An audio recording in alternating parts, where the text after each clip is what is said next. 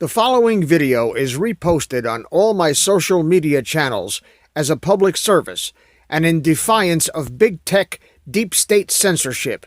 You can do your part to defeat the Orwellian Nazi cabal by sharing and reposting this video on your channel. My good friend Plymouth Fury up in Canada just posted this. It's time to remember that all this shit we've been going through would never have seen the light of day had the Kevlar Kunt succeeded in winning a rigged election. Thank you, Plymouth Fury.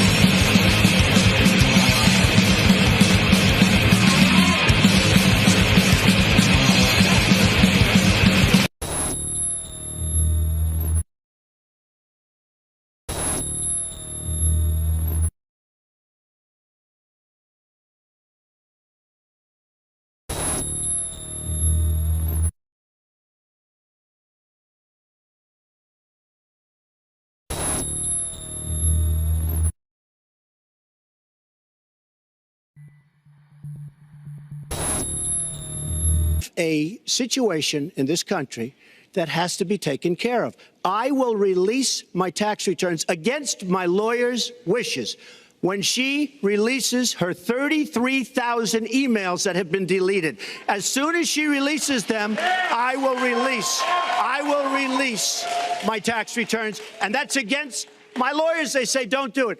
I will tell you this. No, in fact, watching shows, reading the papers, almost every lawyer says, you don't release your returns until the audit's complete. When the audit's complete, I'll do it. But I would go against them if she releases her email. So it's negotiable? It's not negotiable. No, let her release the email. Why did she delete 33,000? Well, I'll let her.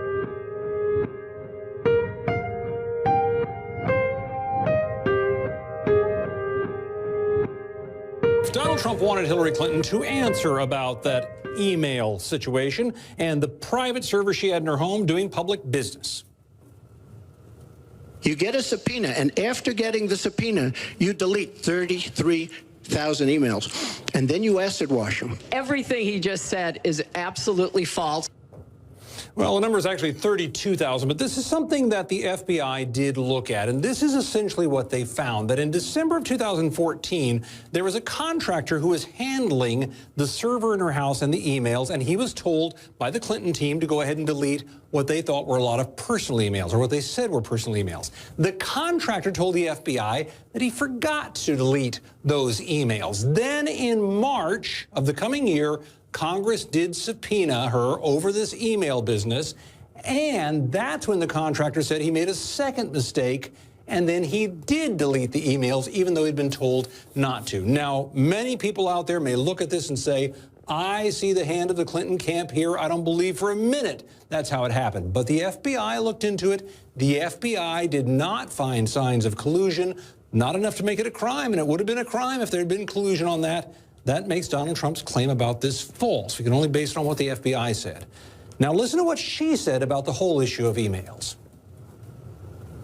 After a year-long investigation, there is no evidence that anyone hacked the server I was using, and there is no evidence that anyone can point to at all, anyone who says otherwise has no basis, that any classified material ended up in the wrong hands. Well, the FBI did look at it a long time, and remember, famously, the FBI director said that Clinton was extremely careless with this information. She said herself that it was a mistake, and she's had a lot of shifting positions at the beginning of this about what she did or did not do. But on the narrow point about whether or not this information was hacked, the FBI said there were attempts to hack, but they could find no information and any indication that any hackers got through and got to that information. So on that narrow point, what she said was true.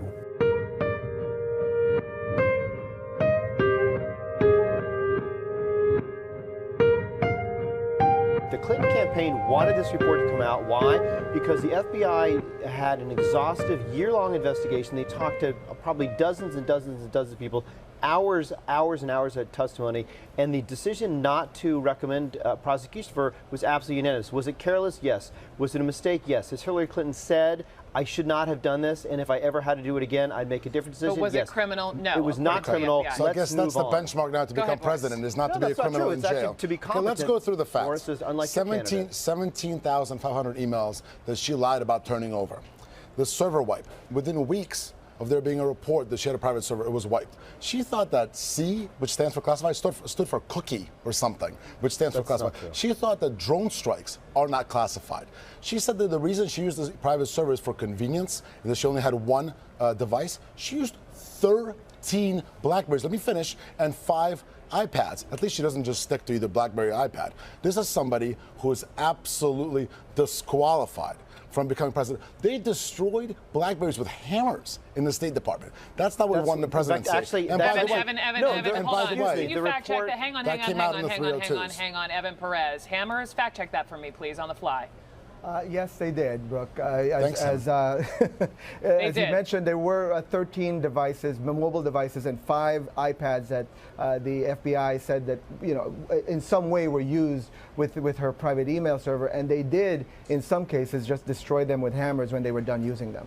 She said that's a pretty good way of destroying. She forgot her training. No, it's not. That is absolutely not following the rules and regulations of the State Department. You know it. Your 52 reasons just went down to 1. No reasons left. Listen, here's the bottom line here. This is somebody who's disqualified from becoming president. She said that she didn't remember her training because of her concussion. Boris, does she still not remember things? Enough with your grandstanding. This is all. Listen, these are all facts. Did I say one thing wrong? Let Boris, speak. your candidate has committed inducement to incite espionage. What are you talking about? Are you kidding? He has basically encouraged sounds good. That is a ridiculous statement against the United States. That, frankly, should be a treasonous offense. That's a huge reach. What is treasonous is to enable. Yeah, he's going nowhere. No, my point the fact of the matter is that Hillary Clinton exposed classified information. One voice, gentlemen.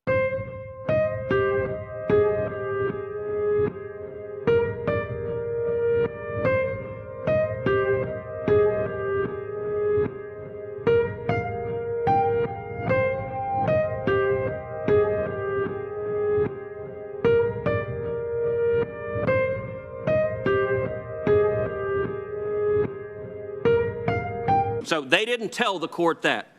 And it's not like DOJ didn't know. Indeed, one of the senior Department of Justice officials, Bruce Orr, his wife worked at Fusion GPS, the Oppo research company being paid by the DNC. And he became the principal liaison with Steele without telling anyone at the Department of Justice that he was essentially working on behalf of the Clinton campaign.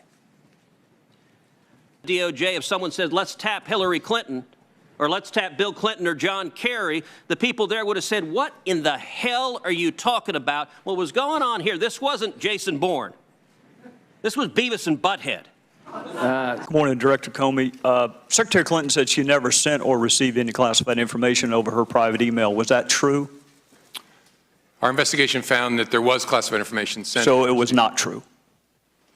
Right. That's what I said. Okay. Well, I'm looking for a little shorter answer, so you and I are not here quite as long.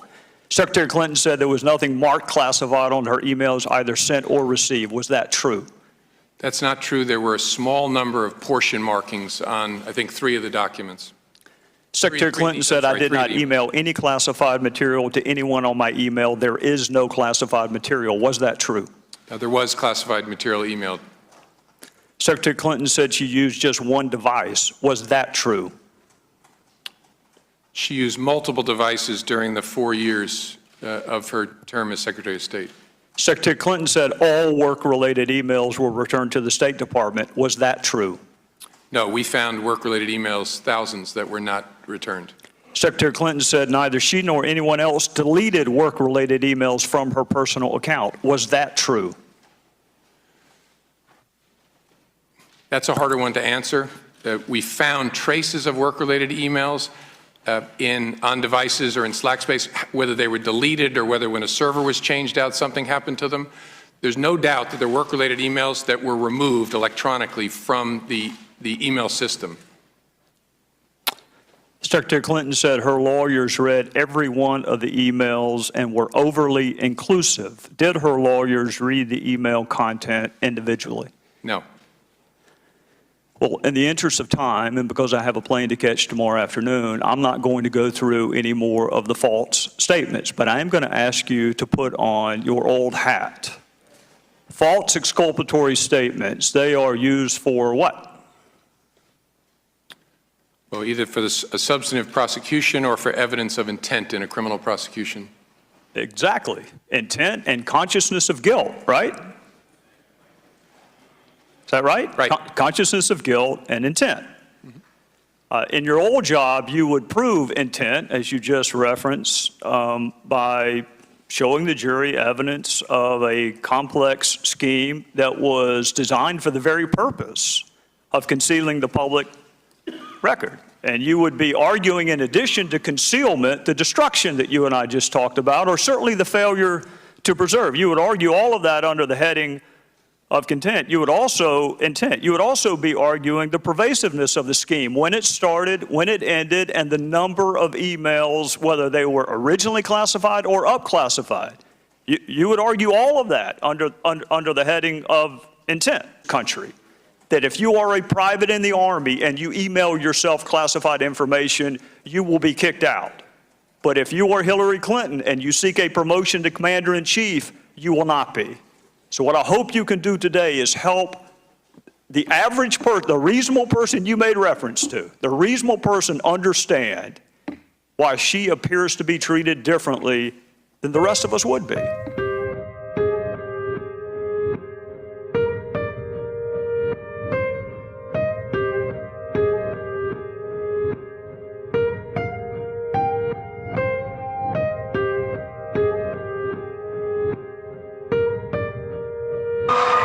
In 2016, the Podesta emails came out, and they were littered with pedophile code words like pizza, hot dogs, walnut sauce, all right? Around the same time period, the NYPD seized Anthony Weiner's laptop because he was sexting with minors. We have some shocking news about Huma Abedin and her husband Anthony Weiner.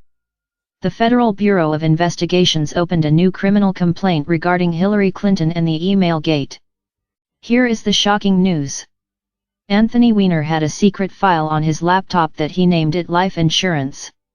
Within the Life Insurance folder, Anthony had over 650,000 emails of his wife Huma Abedin and emails she shared with Hillary Clinton. The FBI opened an investigation right away after they noticed all of the emails and some of the content that was stored within the folder.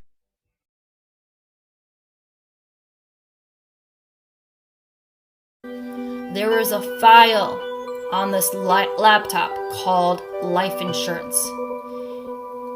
In this file, they found evidence of Hillary Clinton and her subordinates sexually abusing and torturing children. I have seen Hillary Clinton before I knew she was Hillary Clinton at the time. At these rituals, she is involved.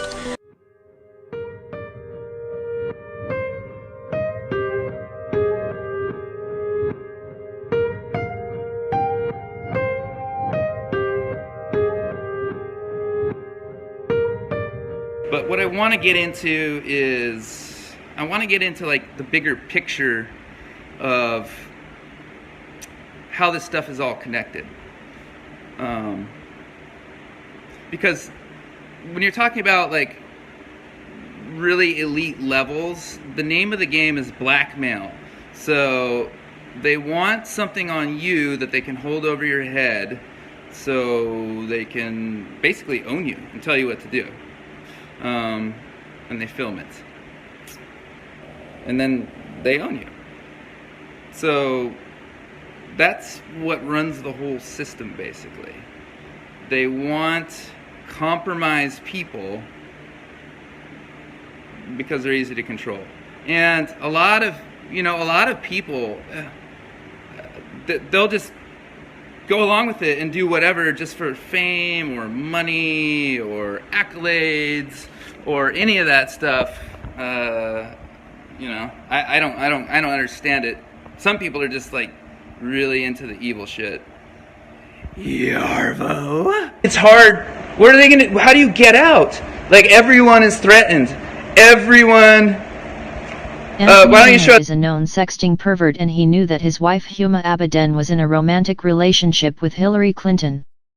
By sending girls pictures of his body, Anthony did this to get back at his wife Huma Abedin. This is going to shock everybody. Anthony Weiner got a hold of Huma's emails between her and Hillary and the rest of the gang. And he stored them in this folder and named it Life Insurance. Anthony Weiner is very aware that Hillary Clinton has a detail to snuff people out. It's a well-known secret that the Clinton body bag has claimed many lives, including, recently, Seth Rich, who Julian Assange named as the staffer who supplied the emails from the DNC. Anthony Weiner, although branded a pervert and a sleazebag, he feared for his life. Some people have stated that Huma also feared for her life, and they both kept the files on their shared computer. Here is some deductive reasoning to consider. 1. Huma and Anthony are living in the same home. 2. Huma and Anthony both have access to this computer. 3. A folder named Life Insurance on the desktop stands out like white on rice. 4. With all the people coming up dead hanging around Hillary and Bill Clinton, would you be scared? The FBI did not have to look very hard to find this file containing 650,000 emails that Huma and Anthony used to bargain with Hillary Clinton to stay alive. I would not be surprised if Hillary Clinton already knew about these emails, because she could have had Anthony Weiner killed a long time ago. Think about it. This is why the FBI opened an investigation and sent Congress a letter before they got a search warrant to really look into the emails. The FBI investigators saw something as soon as they opened the file. We asked some people about naming a folder Life Insurance, and most people did not understand why would you name a folder Life Insurance. Perhaps, you will name a file Life Insurance but not a folder, especially if you are not a life insurance agent. Anthony and Huma were life insurance agents, but the insurance was taken out against Hillary Clinton and her body count detail. Alright, so I can't remember what it's called, but there's a psychological condition or effect that when you go and you buy a new car, like I have an Acura TL, and I'd never seen gray Acura TLs before until I got mine. Now I see them everywhere. I don't recall what that psychological condition is, but it's something to the effect of, if you go to the QAnon and you read the QAnon, you might just believe and fall into line with everything they say. I am a former police officer. I started my career in 2001, and I left law enforcement October of last year. I believe it. I believe it, but don't let my opinion sway you on anything. While you're at this time during quarantine or whatnot, if you do not know about Pizzagate, if you do not know about John and Tony Podesta's art collection, if you have never looked up the Frazzle Drip story or video. One recent variation on the theory, which began spreading on YouTube, claimed that Democrat Hillary Clinton and her longtime aide Huma Abedin had sexually assaulted a girl and drank her blood, a conspiracy theory its proponents dubbed Frazzle Drip.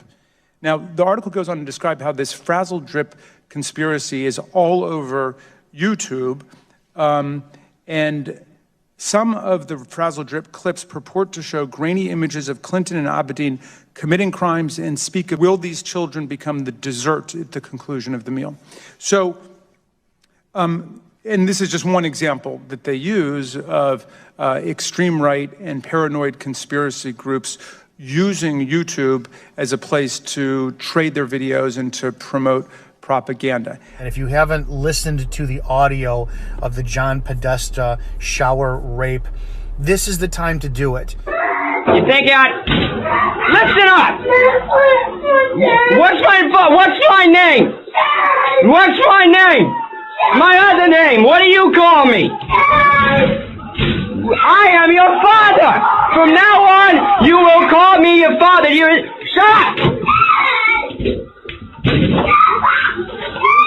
You will call me your father. What is my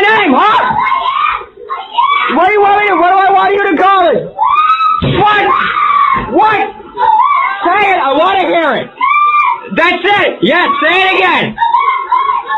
Say it again. Yeah.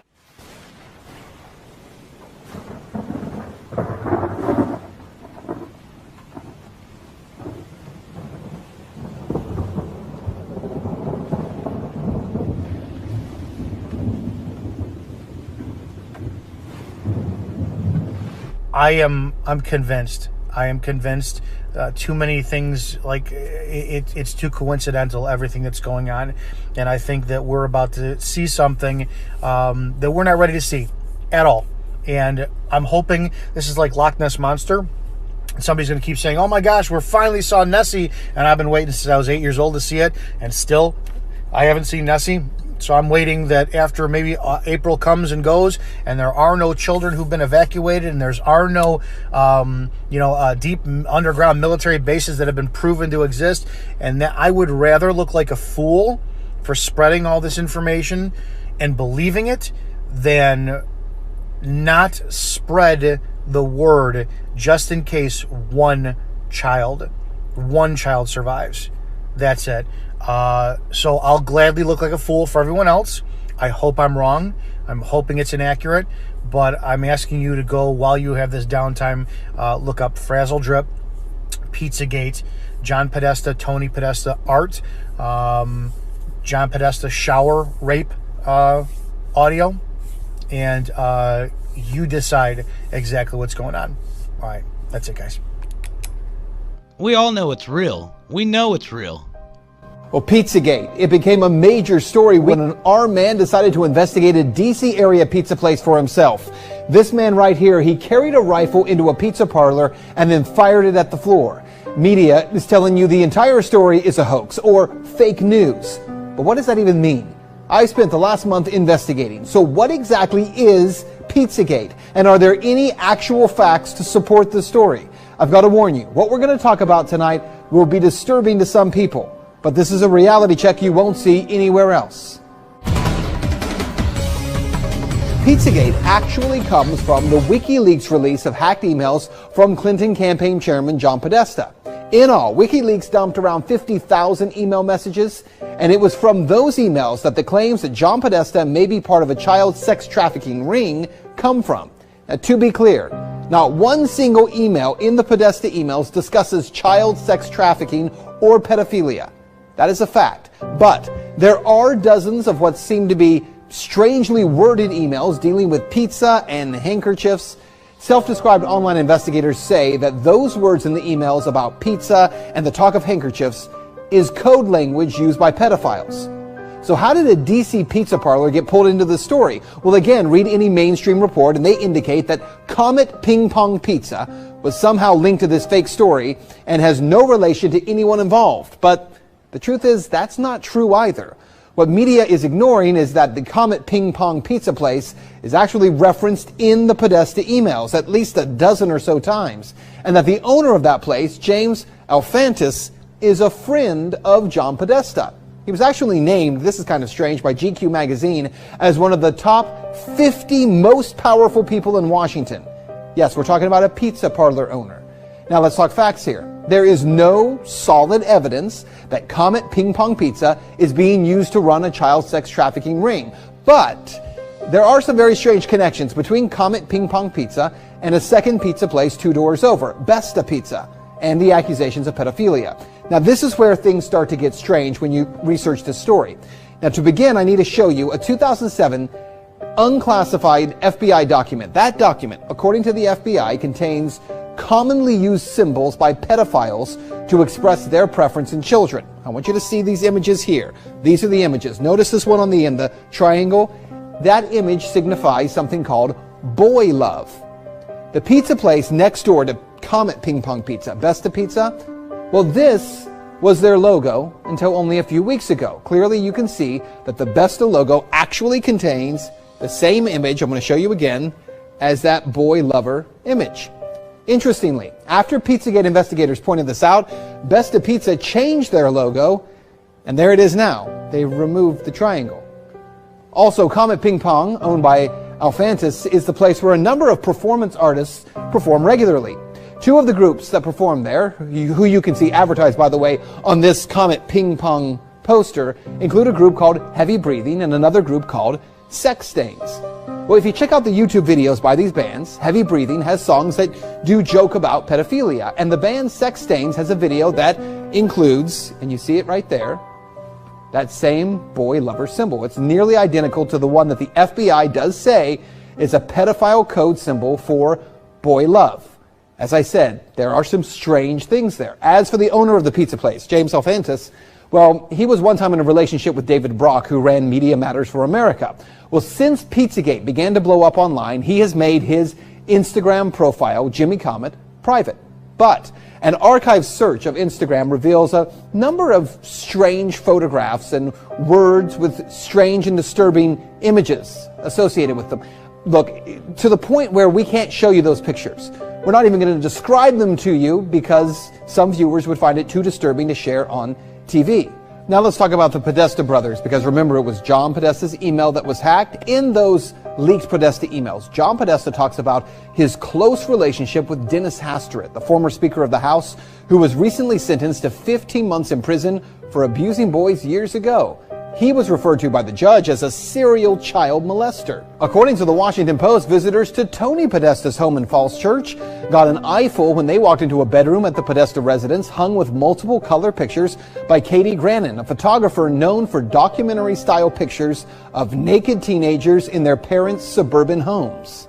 And to be clear, that just begins to scratch the surface of how strange some of this stuff is. And bear in mind, we can't get into a lot of the real details of it because of the limits on broadcasting this on television. But it is some very strange stuff. Now keep in mind, again, there is no proof here that there is a child sex ring being operated out of a DC pizza parlor. Investigators have already proven there's nothing to the story, right? Well, actually, no. And that's what you need to know. For all that is here, there has not been one single public investigation of any of this. Not from local police, not from the FBI, no one. And that has to be the big question.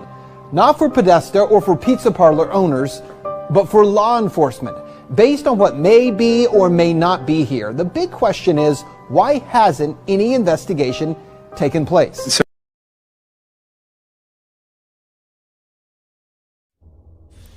Warning, this video contains graphic details concerning the Hillary Clinton sex tape and the horrific acts she committed against a young girl. The footage found on Anthony Weiner's laptop caused some of the most hardened NYPD officers to weep, vomit, and seek psychological help. And they didn't look at a fraction of the emails on Anthony Weiner's laptop. So who is Anthony Weiner again? You know, this guy. And this guy. Things seem to be going pretty great for Anthony. A congressman himself, he was married to Huma. Of course, that was before police began to investigate her husband Anthony, who was ultimately sentenced to 21 months in federal prison for an illicit online contact with a 15-year-old girl.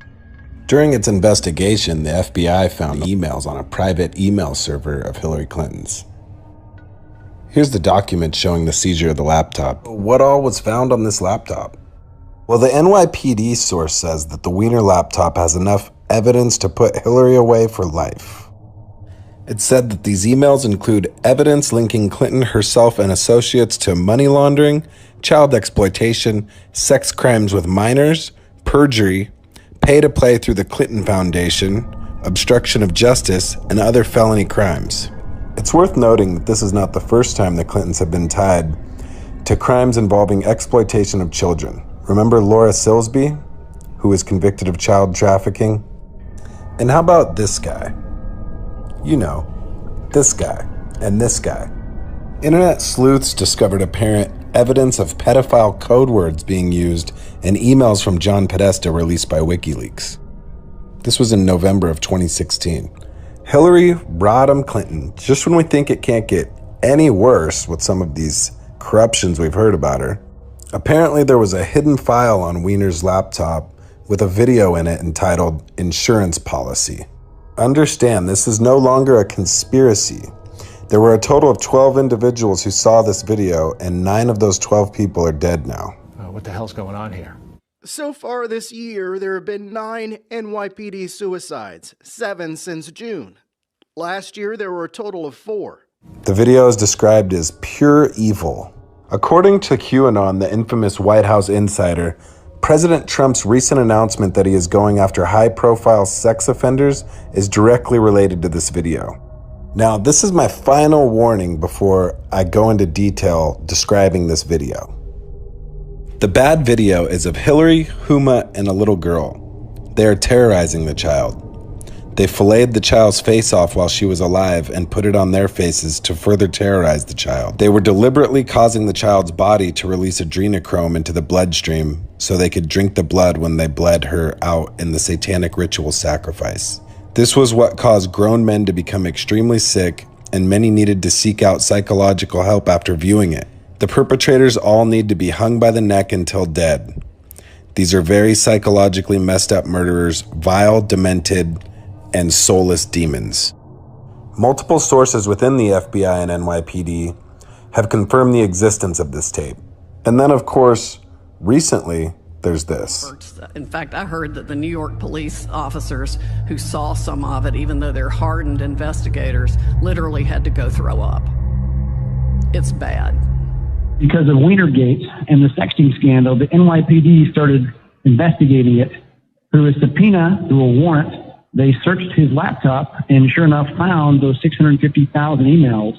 They found way more stuff than just the more information pertaining to the inappropriate sexting the guy was doing. They found State Department emails.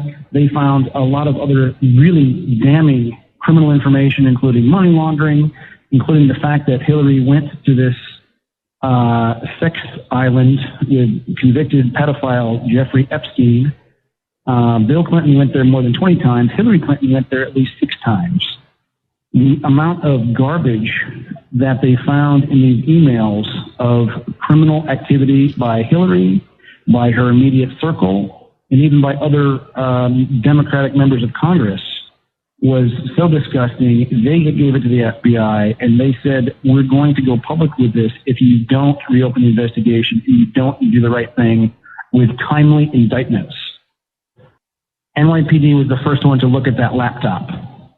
Weiner and Huma Abedin, his wife, the closest advisor of Hillary Clinton for 20 years, have both flipped.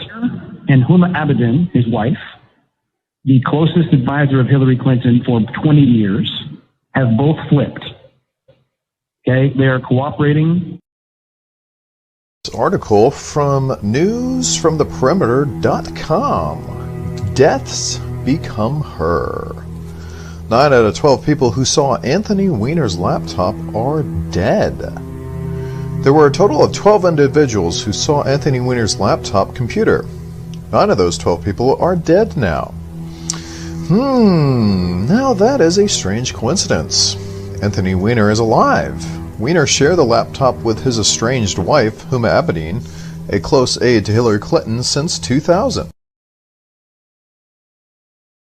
Very clear violations of the Espionage Act and really no issue about intent despite President Obama proclaiming otherwise.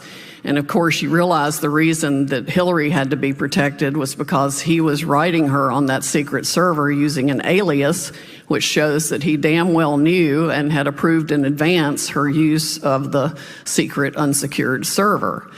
On top of that, there's the Anthony Weiner laptop, which I don't know if you heard this. I wrote an article about that too. 675,000 Clinton emails when they got Anthony Weiner's laptop in a search warrant because of all his sex perversion issues. It was all the Clinton emails, the Clinton Foundation, her Secretary of State emails, Huma Abedin's emails. Lots of people emailed Huma as a proxy for Hillary, and it included what Comey called the sorry, I must wave my hands more than most people. The golden emails, because they were the BlackBerry backup emails that they were supposedly just looking for everywhere very diligently. Well, guess what they did when they found them on the Weiner laptop? They got a search warrant for things that didn't include the BlackBerry backup emails. So when they told us, when he stood there and said that day, oh, you know, we've reviewed all the emails now, there's nothing there, that was a bald-faced lie. They specifically did not look at the BlackBerry backups, and they didn't look at a fraction of the emails on Anthony Weiner's laptop. So one of the things, if I were the president, I'd do is demand the Anthony Weiner laptop and get it to the most trusted person in the military to take apart everything on it and then start using it. There's a lot that can be prosecuted, I have no doubt, on that laptop. In fact, I heard that the New York police officers who saw some of it, even though they're hardened investigators, literally had to go throw up. After watching this, I couldn't stop crying for about 3 hours. It was so horrific. And I couldn't sleep for almost a week. It's like Q said, those who know can't sleep. I still don't sleep well sometimes due to this. And so I'll go into this, but I want people to know if you have children in the room, you might think about seriously taking them out for this part. Use your own discretion. If you don't think you can listen to this, don't. I will go into this in graphic detail. It's very disturbing what I saw. There's 2 different frazzled rip videos that I saw. And so it was on his laptop, and the policeman was throwing up and retching and crying, and a lot of them just couldn't live with it. They actually saw way more than I saw, and mine was bad enough. A lot of them, I don't know if they actually committed suicide or they were suicided, but a lot of the police that saw this aren't alive anymore to it. With the purpose of this is twofold: to bring up a demonic through the blood of the child. It's a witchcraft. The child's in the pentagram circle symbol thing. They're doing the incantation, and then they start torturing this young person that is, in one case, chained to a tree, and in the other case, to a bed. And the one with the bed had a doctor in attendance. The one with the tree, which was a 10-year-old girl chained to a tree,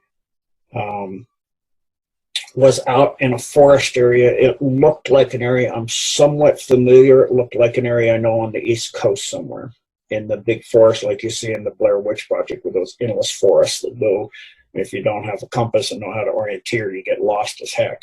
And so it's some big forested area. It's not trees like on the West Coast. It's more eastern, where you see more deciduous trees and less pine. And so she's chained to a small tree, this 10-year-old girl, and Huma Abedin and Hillary Rodham Clinton take this girl, and they start doing the fire and the symbol, and then they start cutting her up. And in the process of this, they cut her fate on both of them. The one with the bed, the doctor does it, but they do it really crudely. The doctor does it surgically, but they cut her face off. And then Hillary wears it, dancing around the girl, laughing and giggling, and they're all laughing, and they take the blood and cover themselves. They're naked, and they cover themselves in the blood. Excuse me, it's getting me a little woozy. And they laugh and dance around her, and she's screaming, "Why are you doing this to me?" And finally, she's just begging for them, "Please just kill me."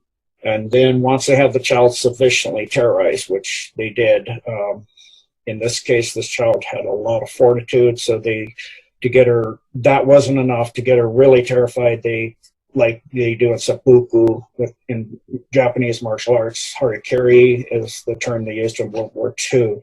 They cut her with a Z across her stomach and pulled out her intestine. And then, excuse me, I got to take a drink of water.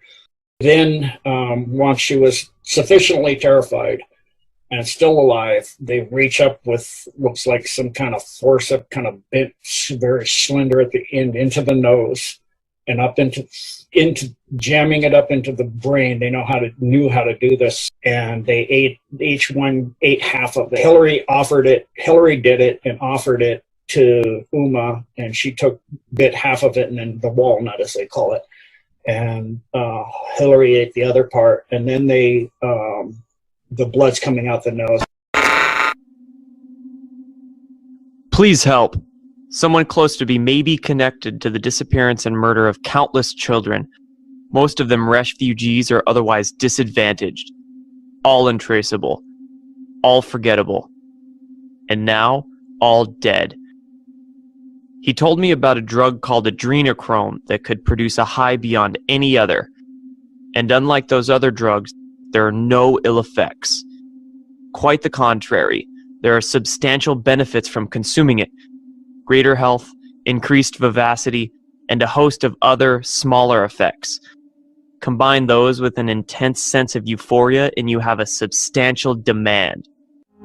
Because if one person comes out and says, oh, I'm going to tell, that person dies real quick. And then the other people look and go, ooh, I don't want to be the next one, right? So that they'll die.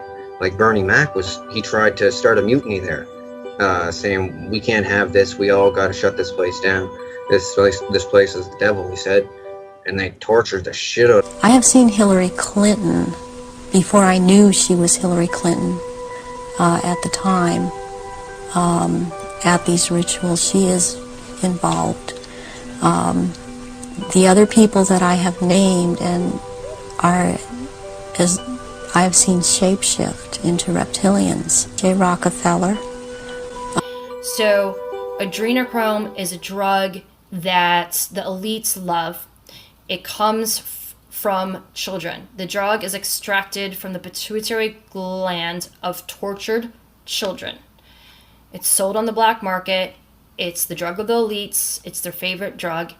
It is beyond evil. It's demonic. It is so sick. So there is a theory that the white hats tainted their adrenochrome supply with the coronavirus.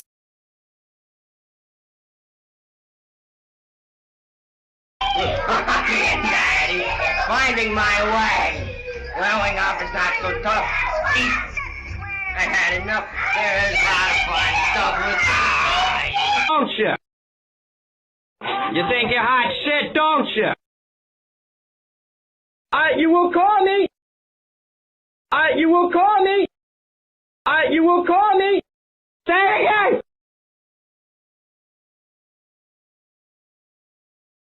Just get lost. Just get lost.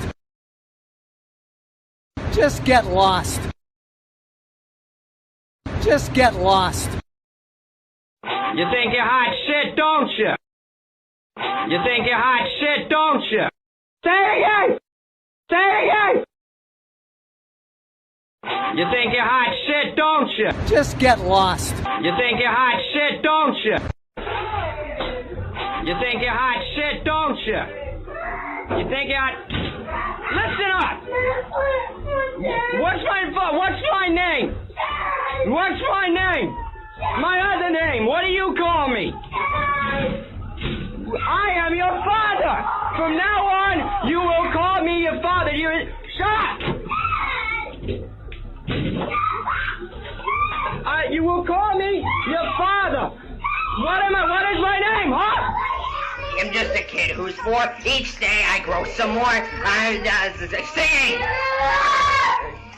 Each day I grow some more. And then something more. I'll say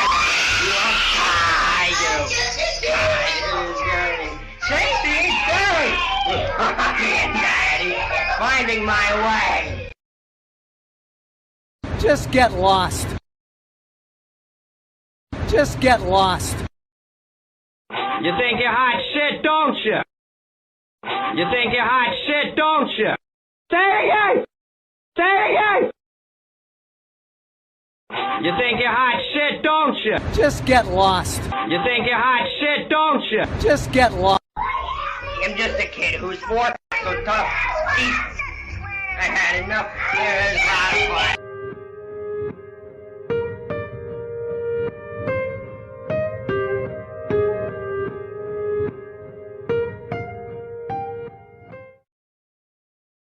It's great to have you. And more is being revealed, but it all is much the same thing. It's all about FBI official political corruption.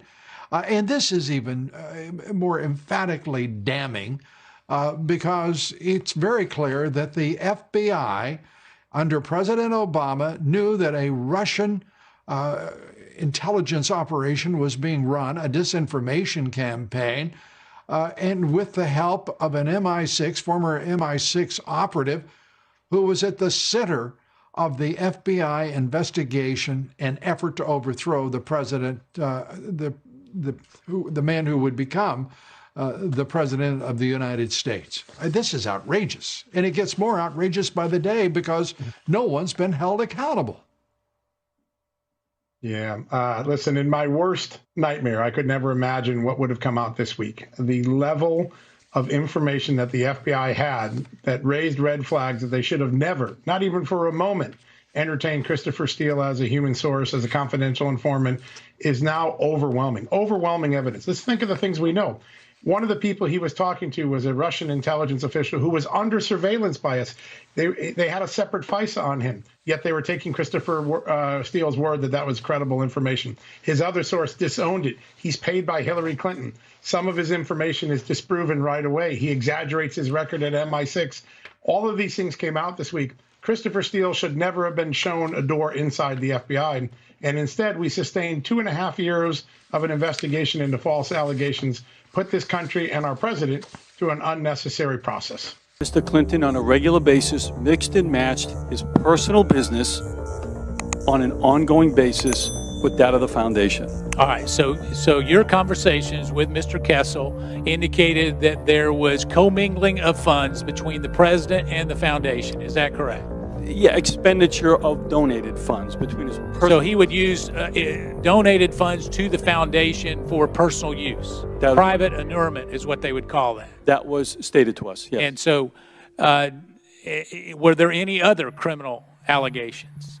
Well, he just stated to us very specifically, and it kind of took us both off guard, to be quite frank. I've been doing this business for a long time. When someone says to me, quote, "I know where all the bodies are buried," it was shocking. Quote, "I know where all the bodies are buried." It was shocking. Quote, "I know where all the bodies are buried."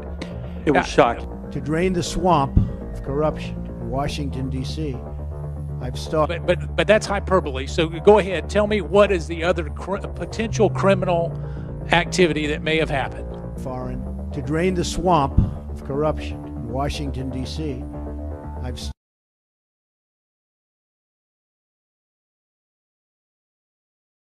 Please subscribe to our backup channels, Net4Truth USA 2 Patriot channel, BitChute.com/net4Truth USA, and drop.space/ at Net4Truth USA.